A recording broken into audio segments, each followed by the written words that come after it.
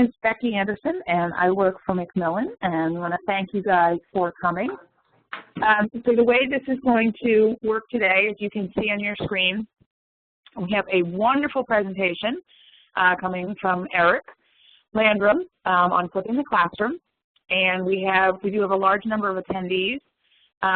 So we're going to have everybody muted except myself and Eric and my colleague Matea. If you have questions while Eric's presenting or at the end of his presentation, you can type them into the chat or into the QA. You'll be able to see in the upper right-hand corner of your screen a blue chat or a blue QA button. Just click on those and the fields will appear and you can type up some questions. At the conclusion of Eric's presentation, we will answer all of those questions. Besides Eric's presentation today, we actually have 4 more presentations that are this week. So we have one in 2 hours on using technology to engage students. We have 2 tomorrow on using technology in introductory stats and implementing best practices in e-learning design for student success. And then the last one is on Wednesday, 10 ways to use social media in the writing classroom. And again, you can sign up for any of those, just like this one, at macmillanhighered.com/edtechweek. So now we have Eric Landrum from Boise State University. He's going to be talking to us about flipping the classroom. Why bother? Which is an important question. If you don't know why you're doing it, you probably shouldn't. Why bother and how to do it? And I think we're going to pass the power to Eric, and he can go through his slides. Well, great. Well, thank you. So, Becky, do you think everybody can hear me? I think so. Excellent. Well, thank you all for sitting in front of your computer either this morning or this afternoon. I really only want to talk to you about maybe for 15 or 20 minutes about flipping the classroom, but I'd really be interested in your chat and your question and answers, and hopefully the slides that I provided here will give you at least an overview about what it is, and if you decided to try it out, what you might need to do that. So bear with me as I'm just going to walk you through the slides here. At least I hope I'm going to walk you through the slides here.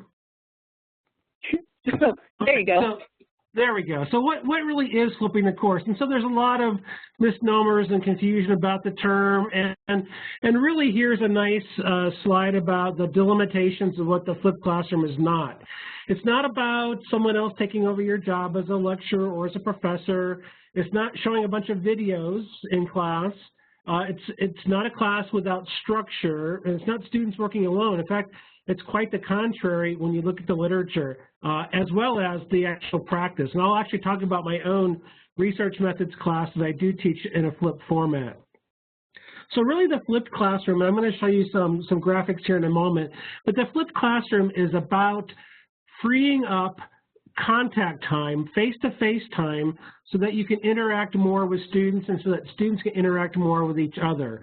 It's really not so much about not lecturing per se, but it's about not lecturing during class time. And so I'll actually show you what I mean by that. Actually, I'll show you some software if you want to play with that idea, how you might do that.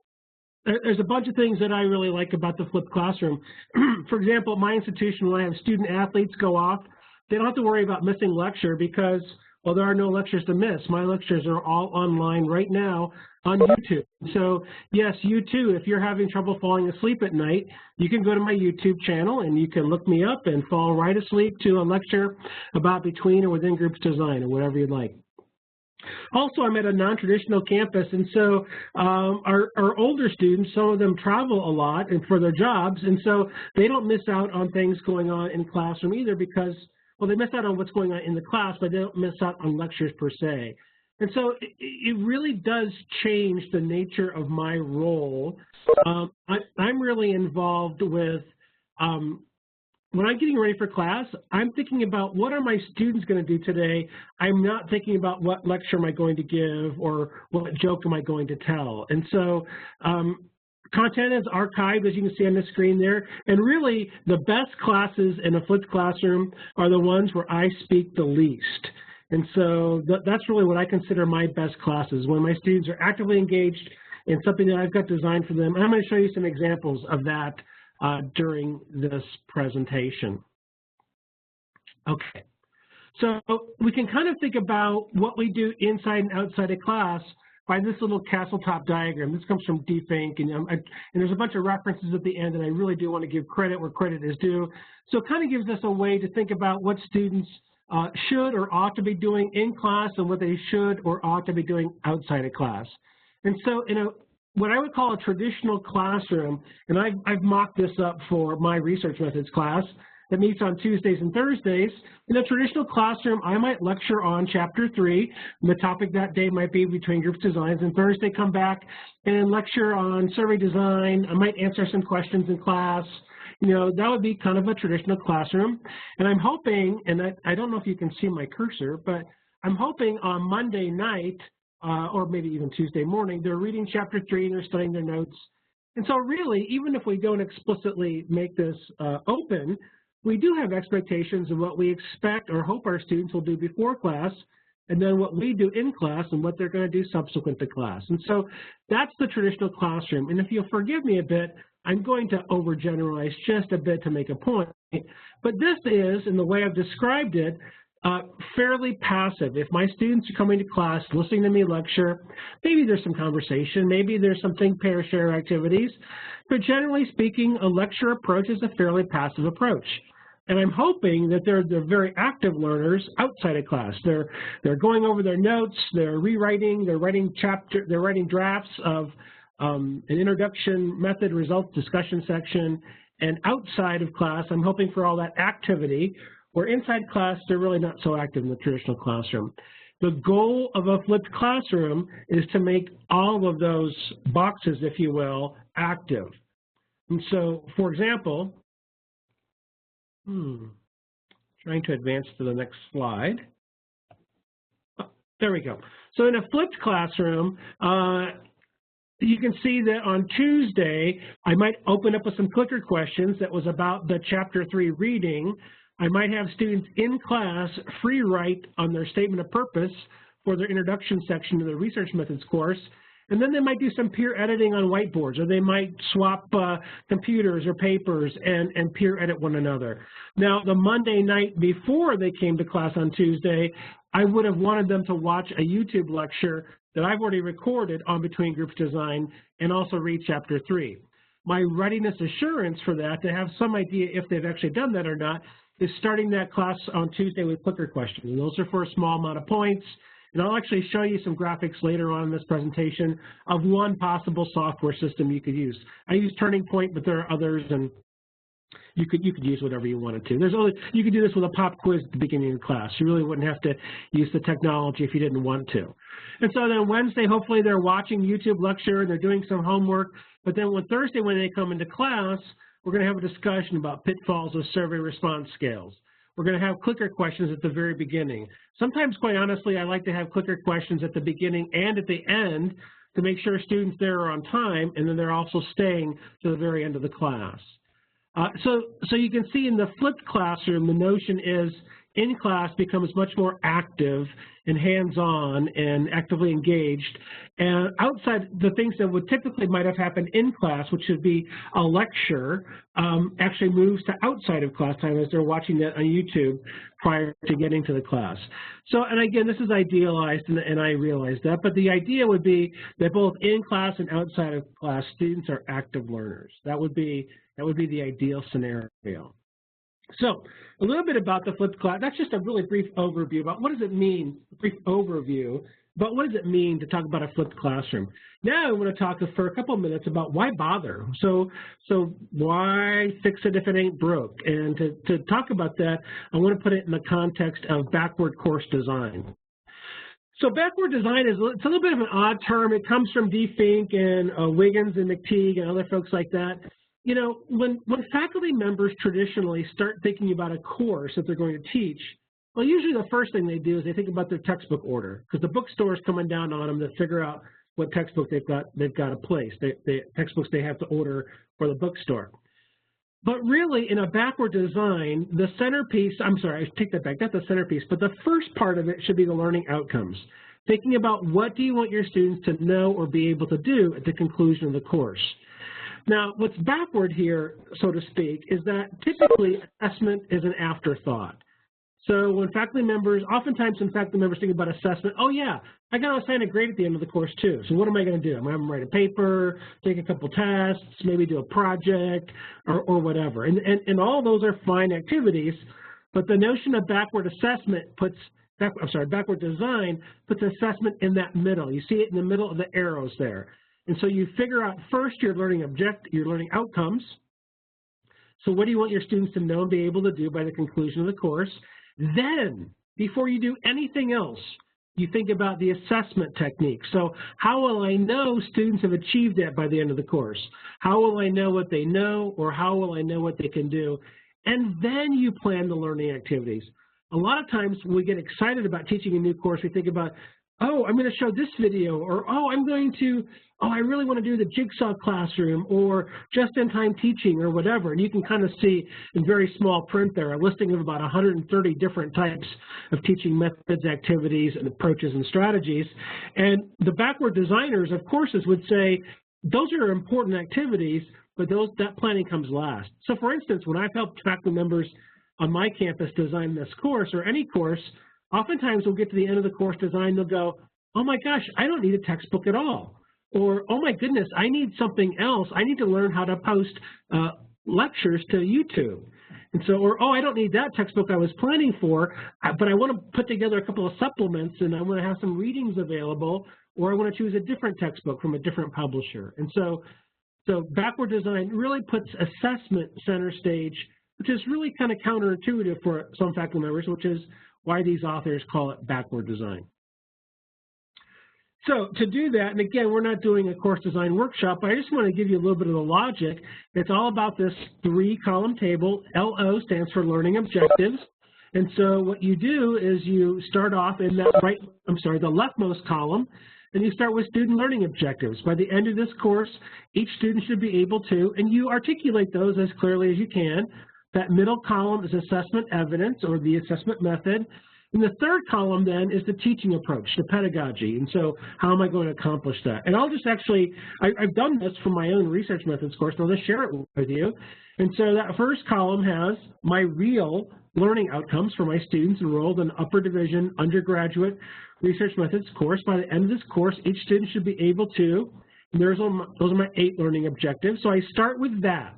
So I figure out what I want my students to know and be able to do first.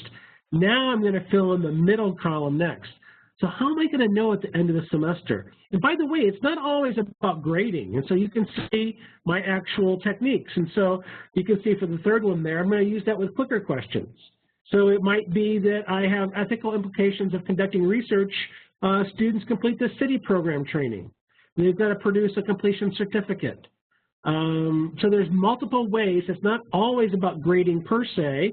There are multiple ways that I can assess students and whether or not they achieve those course learning outcomes. So those are my first 2 columns. And now, according to backward course design, now I start thinking about the teaching method. So how will I achieve each of those 8 course learning outcomes? And you can see then in my next slide, you can see where I've actually outlined that.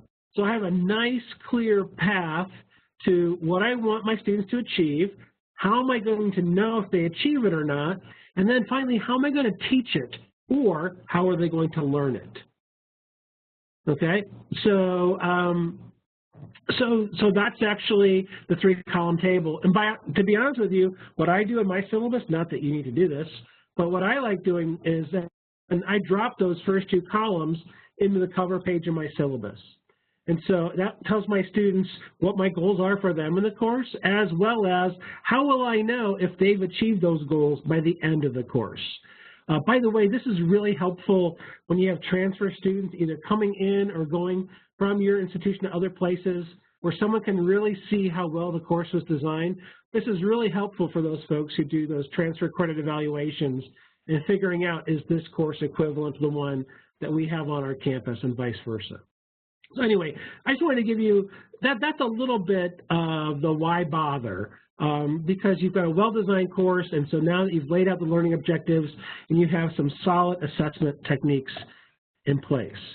So, and I actually want to spend the last few minutes chatting with you before, I hope you'll ask me some questions, about how to do it. And so what are the technology and the tools that you need to put something like this together? And I'm just going to tell you from the start, I'm not shilling for any company here. So I'm going to show you some software that I use. That doesn't mean that you have to use it for your purposes. You may know of other very great tools, and I hope you'll share those. These are just the tools that I've used to get the job done over time. So for recording my lectures, I love Camtasia. It fits in quite well with PowerPoint. Actually, Camtasia has it's a one-button record. It's awesome. And so what I did when I flipped my courses is that I took my previous lectures that I used in research methods, and I actually ported them over to Camtasia, and I actually recorded using a really good audio system, headphone system. I recorded my voiceover showing students the lectures. All right. So that's the notion there. And you can then augment video. There's all kinds of things. You can augment the audio. There's all kinds of things that you can do to make this more tech savvy. If you wanted to have videos embedded within, you certainly could do that. It's really a full functioning video editing program. And so I don't use hardly any of the advanced features. I just use the features that I need to get it figured out and get it done. So there's a little screenshot of Camtasia. It's a TechSmith product, and so I think if you went to techsmith.com or .org, you'd find their products. Snagit is another one of their great products that I use all the time, by the way, to capture still images on the screen. And so you can record here. There's all kinds of options that I wanted to show you about how to record from your PowerPoint slides and making those into a video. One of the things I love about Camtasia, it's got YouTube support built in.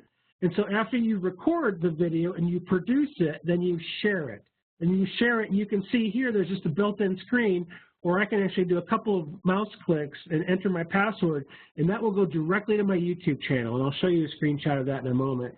And so it makes it just about as seamless as possible. By the way, you don't pay to have a YouTube channel. There's no subscriber fee. People don't pay to actually look at the videos. That's why you could actually peek at the videos right now and have a good night's sleep if you wanted to. So actually, and here's a static screenshot of my YouTube channel. And you can see, though, in parentheses there, all the ones with Psych 321. Those are from my research methods class. If you're really looking carefully, you could see a couple from a history and systems class. I teach other kinds of classes as well, and I use this same flip technique where I actually post the lecture materials online to YouTube.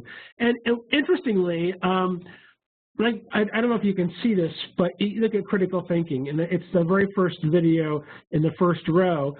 Here's kind of an unintended advantage or an unintended positive thing that's happened.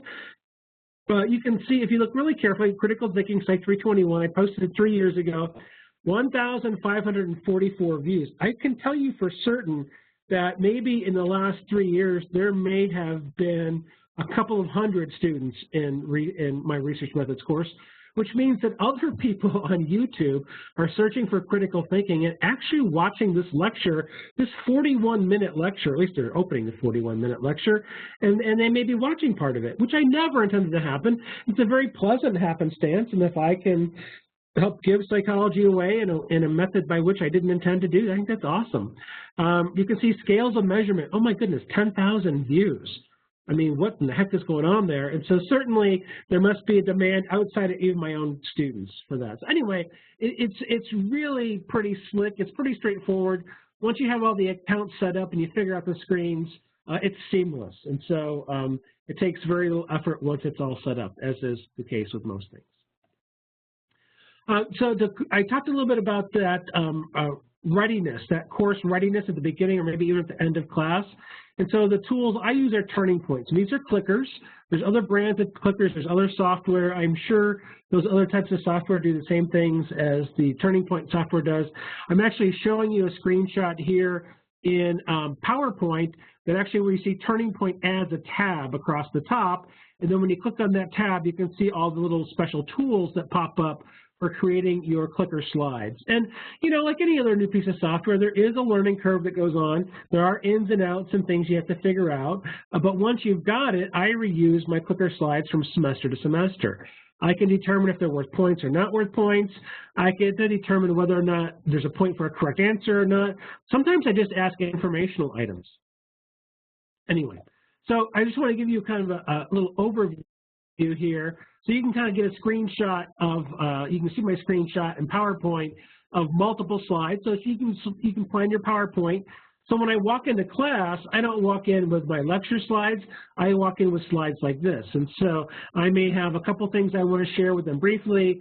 I may have, looks like that day I was talking about attention to detail. You can see one of my fun punctuation save lives slides there.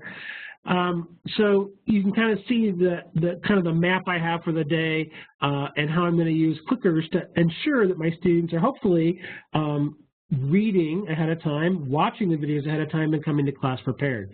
The other great thing about clickers, and I know this presentation isn't about that, but another great thing about that is that you know instantly with immediate feedback whether or not your students are performing up to par. And so last week when I'm asking a question and only 22% of my students get it right, I know that they're either not doing the prep or something's confusing, and we stop and we talk about that. So we interact on that. And so I just don't barrel forward with whatever I've got on tap for the day. It gives you a chance to do real-time instruction and meet their needs where they are. And so sometimes you figure out 100% answering correctly, so why bother spending more time on that topic? And so I started using clickers fall 2008 in my teaching, and I'll never not use clickers ever again, or some sort of audience response system. And there's other ways to do that as well. But I find them to be a fantastic teaching tool for getting immediate feedback. Not only do I get the feedback, but students know how their other classmates are doing as well. So they know, are they getting it right like everybody else, or are they getting it wrong and everybody else is getting it right? So it's really a very valuable teaching tool for me. So here's a kind of a close-up of what that slide might look like. And there's all kinds of options, and you can see that this is an item that actually has a correct answer, so I put a green check mark next to it. I can have a countdown. I use a slide presenter, just like you would for any PowerPoint, and so I have complete control over how these slides look in PowerPoint. I wanted to point this out because I think this kind of connects this notion of backward design, especially the value of assessment. And I don't want to go into this too deeply, but grading is really about giving feedback to students about their performance. Assessment data are really about giving feedback to instructors about how they're doing with regards to their students' performance. And I'm going to give you an example of that. So this is one from my research methods class, an introduction section. It's a rubric that I give to them ahead of time. You can see there's 3 sections, or each worth some points: completion of assignment, proper use of APA style and formatting, and finally clarity of presentation, including mechanics and grammar. And those points all up to 100 points.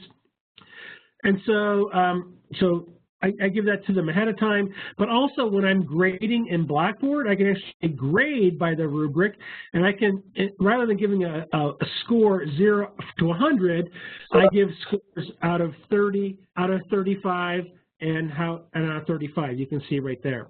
And so, so that's going to equal 100, but now I get a little bit more detailed feedback as I'm using the rubric feature, and I could actually show that if you wanted to see it in Blackboard sometime. But here's what I really love about it. And this is, by the way, real data from one of my semesters of teaching research methods. And again, I don't know if you can see my cursor, but if you look at that last rubric line, clarity of presentation, including mechanics and grammar, you can see that that particular semester, 34% of my students in research methods were getting were getting a D or an F. And so students got grade feedback. But for me, this is assessment feedback. This is telling me about my practice, which told me, oh my gosh, I need to emphasize that more.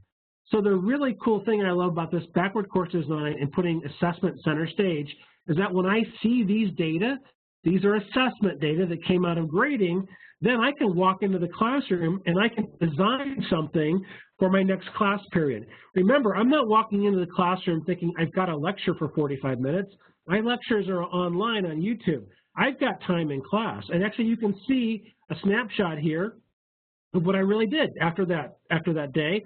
I actually brought in wrong reference citations that my students should have been able to properly format using APA format, and we can spend the entire class period. You break them up into groups, you have them correct them together, you have them report out, then you do another set of these.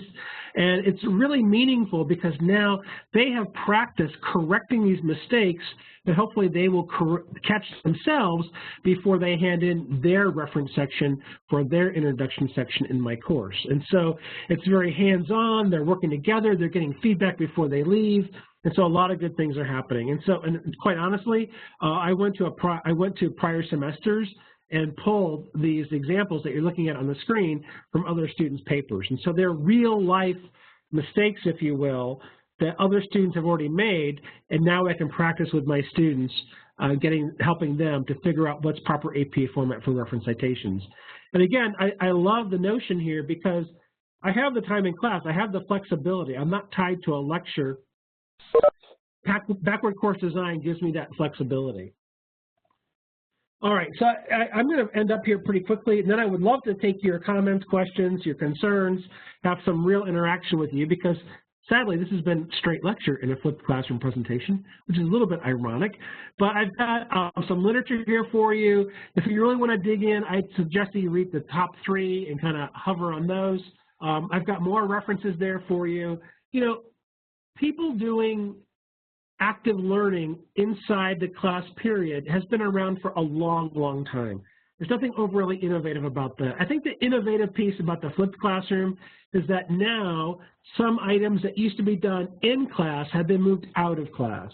And so recording your lectures on YouTube or putting them on some other social network platform, or maybe within Blackboard even, that notion of what you used to do in class, you do outside of class, that's fairly new in terms, and you put those two together, that's where you get the flipped classroom. By the way, just as an aside, if I have a journal article that I want students to read as an exemplar in the research methods class, I'll actually bring copies of the journal article and read them in class.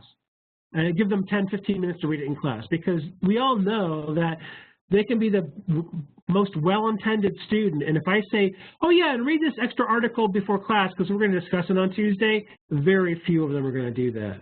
But if I give them 15 minutes in class to read it before we discuss it, then I know they've had a chance to read it. And they're usually reading it right in front of me. And so, again, that's that advantage of something I might have wanted them to do before class, actually have them do in class, and then vice versa for the flipped classroom. So I would love to chat or answer any questions that you have. The Turning Point, I see there's one chat comment about Turning Point. If you go to turningtechnologies.com, you can download the software for your Windows machine or your Mac, and it should add that tab to the top of it. But other than that, I'm going to shut up here and see if I can be helpful in some way. So some other questions, and actually for anyone who's participating, we will post Eric's slides. They'll probably appear on the website in 2 weeks or so when we post all the rest of the recordings there, and I will let you guys know when that happens. So you don't need to be frantically writing down the suggested reading. Some other questions that have come in. You talked about doing the questions at the beginning and the end of your, what was formerly your lecture period. Have you seen a change in attendance as a result of this? Yeah, I think so. You know, because the clicker points over the course of the semester equal a grade and a half. In a 1,000-point course, there's 150 clicker points, and so, you know, a student can blow off the class occasionally, and it's not going to be a big deal. But if they don't come to class chronically, it's going to hurt them by at least a letter grade. And so that tends to motivate most, but not all, but most students. And plus, I love having them at the beginning because it really gets the people who just want to show up anytime. They realize eventually into the semester, they show up and we've already done the clicker questions. And then they ask students who are already there, hey, have we done clicker questions yet? And they go, yeah, we already did them. And so being pretty consistent about doing them at the beginning and sometimes tossing them at the end as well, I think that helps motivate students to get there on time and stay for most of the time. How does flipping the classroom improve the writing, speaking, and critical thinking skills of your students? Well, that's a great question. And so I think it helps them because they get more supervised practice. And so I've got a classroom of 40 students in my research methods right now, and I can walk the room. If they're doing a peer writing where they've swapped with one another, I can look over shoulders, I can answer questions. You know, most of the time when students do writing, they're doing it in their dorm room, in their home, in their apartment, in the library, and they don't have a professor over their shoulder, which is probably a good thing most of the time. But occasionally they might like instant feedback, and in the flipped classroom, I actually have a chance to do that. And so it almost feels sometimes like we're workshopping, and that is they're actually working on things, they're showing to one another, they can show them to me, and then get instant feedback. So I really do think in terms of the writing and the critical thinking that it makes a difference. And there is some literature, and you're looking at some of it on the last screen there. There's other things in the literature as well that show not so much flipped classroom, but benefits of using clickers to promote those types of things. And so I think it's a combination of strategies that make me feel pretty confident that students are starting to practice the skills I want them to have at the completion of the course. Do you have any thoughts on doing straight up slides versus slides with a voiceover? Do you think it makes a difference for your sort of, I think it's for the pre-lecture part? I think it makes it more personal, you know, and so, wow. Here's the thing. So, I mean, publishers are really good at providing slides and slide decks with like intro psych books and things like that. And so I like to add to that. These are actually all my own slides, but even if I were adopting a publisher's slide deck, I still want to feel like I get the chance to explain the concepts in my own voice, using my own examples. I have to tell you and be honest with you that it was hard to give up lecturing. I like to lecture. I had things in my lectures where I knew where the head nods were going to come. I knew where the jokes were going to appear. And so it was really hard to give that up. And so at least in some sense, I haven't given it up when I have to listen to a YouTube lecture about the topic, and I get to put my own personal spin on it. But so I prefer the voiceover. They don't see me, they don't watch me, but they hear my voice as they're watching the slides on the screen. This question, I think I understand it. It says the list of methods and approaches, et cetera. I think that was the slide you showed with the document that had like 4 columns in it. Yeah, I'll flip back to it. There it is. I think it is this. What is your source? Oh, Where did that come from? I've assembled those from the literature. So there's a nice, rich literature in the Scholarship of Teaching and Learning. And so actually this list has been published in a couple of book chapters too, I think. And if someone really wanted, first off, I'd send them this list. But I'm sure it's been in at least one book chapter, and I could probably dig for that and find that reference if someone was interested in that. Okay. This is a higher level course. In general, what sort of sample activities would you recommend for someone who is thinking about flipping the classroom? You mean for a lower division course, or I'm not quite sure. Yeah, for more like an intro course. Just I don't know that having intro students do reading an article is going to happen. Maybe it does. Maybe that is something you'd recommend. Just, what would you recommend for like an intro level? Actually, for the intro level, finding the right types of articles could be really useful because, really good scientific writing can appeal to a wide audience. And so, and there are readers. I mean, there are taking sides and annual editions, and there are products out there, supplements to intro psych that actually those collections have been curated, and so they've been chosen by intro psych instructors. I think intro psych is a great place to do this because students come in with opinions about behavior, and they come in with myths and misperceptions, and so it would be an amazing chance to have students talk about those myths and then show them the research evidence and try to get into the methodology into being that critical thinker and understanding exactly why that misperception is a misperception. And so you could still have your intro psych lectures online. They could be in a YouTube video. Here's when I think about intro psych, which I do teach from time to time, I guess I could give a lecture about social psychology and the Stanford prison study, and post it on YouTube? Or why not go to philzimbardo.com and link to his lecture about it? And so a bunch of us are creating a bunch of resources that we post online. Eventually, I think we're going to get smart in higher education and curate those resources and make it so that we're not all reinventing the wheel. I haven't gotten to that point yet myself, and so I create all this for my students. But eventually, I should be able to have, for example, an intro psych, a unit on sensation and perception, and point my students to 10 different YouTube lectures about that topic, and let them watch 3 out of 10 or whatever it would be. So I'm a big fan of this technique, and I think it would work well in the intro psych course. By the way, it's much more work. So you may not be a big fan of it because of that. And so, you know, once you've got your lectures written, it's very easy and very comforting to walk in semester after semester and give the same lecture.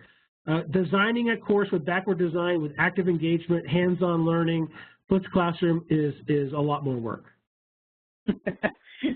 At the beginning.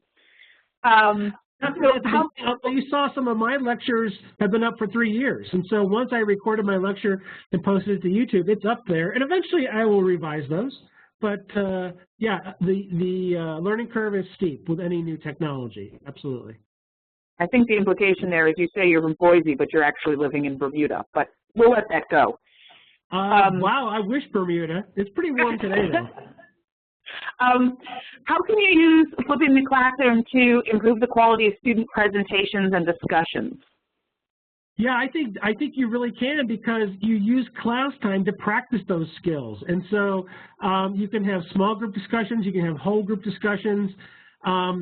Rather than hoping that students will, practice their poster presentation or their 5-minute talk outside of class, you give them time in class to do it, either in small groups or in front of the whole class, depending on class size. And so that's a nice little example of how you might hope that students do something outside of class, they practice their talk, but really you give them in-class time to practice their talk, either in front of you or in front of each other. As for classroom discussions, I'm going to just admit to you that I've never been really good at pulling this off.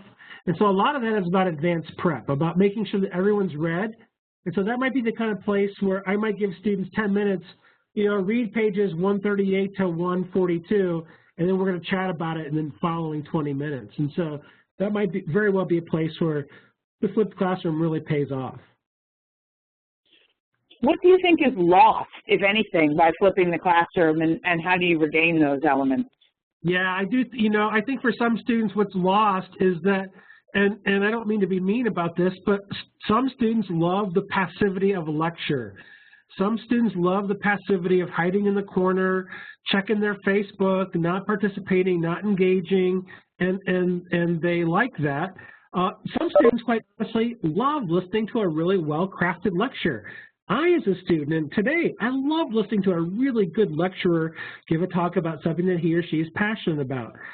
So I think what is lost for some students is that comfort level, because some students are highly introverted and they don't really want to make eye contact with anybody during a class, much less me or their classmates. And so I do have a handful of students every semester where it takes them a little while to get used to this, or they're actually coming to class knowing they're going to participate every day. And one other thing on top of that is that this makes it so that I have to be relevant every day, meaning that I just can't rely on, students are coming to class to take notes on a lecture that they're going to be tested over. I'm not lecturing in class, so I have to make sure that what I'm doing provides added value to make sure that students find it valuable enough to keep coming to class anyway. Now, to be honest with you, the clicker points are one of those carrots on the stick, and so I have those other techniques, but it's really about what's the value added for students to keep coming to class every day. And the last question, a couple more here. What have your student evaluations been like? Do students like this? What sort of feedback are you getting? Yeah, I'm getting no bump. I'm getting no decrement. They're about the same, and so they're fairly good.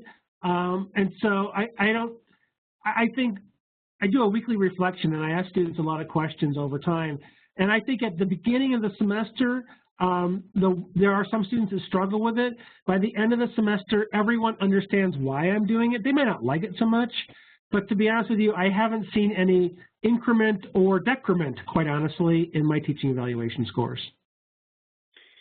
How do you ensure balanced participation in group work? For example, gender dynamics in which a male student may speak more than female students? Yeah, you know, usually in class, I'll let them pair up themselves, and that normally takes care of things. I'll ask them to put themselves in groups of 3 or 4, and normally if you're stuck with one dominant person or one social loafer, quite honestly, in one group setting, by the time they get together again, they will self-correct for that, and then those folks will have to end up talking to one another. And so I don't normally force group construction. I normally let students self-select who they want to work with in class. What is the largest class you have flipped? I have flipped a class of 125 students. Okay. I will give people another couple seconds here if anybody else has any more questions. I will say that, as I mentioned earlier, we will post the recording. We have to record all the sessions and all that good stuff, but we will post the recording. We will post Eric's slides if you guys have access to this. Randall, I will get you the information you need. Oh, we have another question here. Are there complaints from students about the time commitment outside of the class, that they're now having to watch, you know, an hour-long lecture before they come to class period? You know, I think there's always a little bit of that grumbling, sure.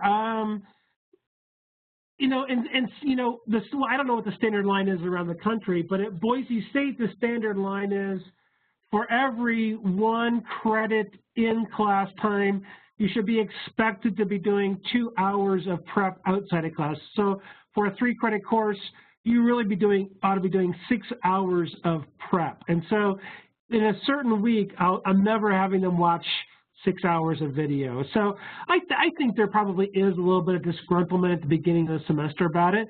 But when they figure out that, you know, watching the video is connected to earning the clicker points in the classroom, and reading the textbook is connected to clicker questions in the classroom, they figure out that it's just kind of part of the deal. And plus, I have the luxury in the course I've talked about today of being a 300 level junior level course, and that might be a harder sell for the 100 level intro course. All right. Oh, you guys are fast typers. How has this improved the quality of your intellectual experience within the classroom? Yeah, it's been fascinating because I'm no longer the sage on the stage. I'm the guide on the side. So there's this great, I give credit, I think it's Gabriel 2008. In her book, she wrote a book about underprepared students. And she had this nice definition about someone who is teaching-centered versus someone who's student-centered. Someone who's teaching-centered thinks about what they're going to do during the class period. Someone who's student-centered is thinking about what their students are going to do during their class period. And I've really become more student-centered after flipping the classroom, because I get to think about what are going to be the sticking points, where are going to be the pain points, what can I, okay, I know my students are going to struggle with independent, dependent variables, so what exercises can I bring into the classroom? I also try to not do the same thing all the time. So I'll use Poll Anywhere sometimes. So I'll have students, text me their hypothesis statement for their research methods paper, and we'll display them publicly using Poll Anywhere. I'll use if-at cards, the little scratch-off cards. So I try to use a bunch of different techniques. I'll use Google Forms. So I try to shake it up every now and again so that my class isn't always predictable. Okay, we're all going to get into groups today and do this and that, and so that there is a little bit of variety, and it's not so predictable. But it's made me explore the evidence-based instructional practice, the EBIC literature, much more, to think about what tools do I have to really engage my students in a meaningful way, to get them to think deeply about these topics. And by the way, I won't go into this too much, but I don't test. So I don't give multiple choice tests. The closest I come to it are those clicker questions, the beginning and end of class. So I really view this as a students as producers attempt. In other words, students are learning by doing, not so much learning by memorizing. And so that's just my own personal preference, and I think in a research methods course it fits real well. Have you tried using these strategies in an online class? For example, having students work collaboratively online each week in addition to watching videos or anything like that?